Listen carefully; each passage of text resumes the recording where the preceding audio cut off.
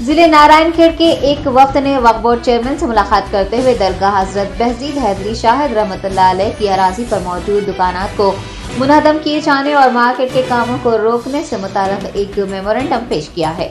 नारायणखेड़ में कुल 38 एकड़ वक्फ अराजी मौजूद है, जहां पर दरगाह, मस्जिद और कब्रस्तान है।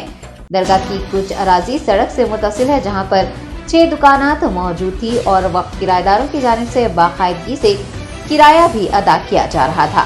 मुकामी अवाम की सहूलियात के लिए 2 एकड़ अराजी इंटीग्रेटेड मार्केट बनाने के लिए मुकामी MLA को दी गई थी।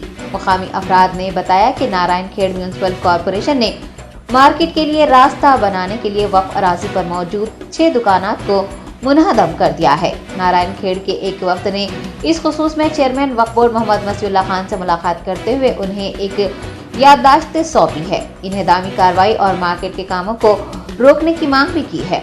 सदर नशीन वक्फ बोर्ड ने वक्त को रवा हफ्ते मुतासिरा मुकाम का दौरा करने और वहां का मुआयना करने का तयख्खुन दिया है। वक्फ बोर्ड चेयरमैन का मुतासिरा इलाके का दौरा करना, डिमोलिशन रोकने के इक़दाम करना अपनी जगह है, ताहम सवाल ये उठता है कि उस 2 एकड़ अराजी का क्या होगा जो मार्केट के लिए लीज पर दी गई है।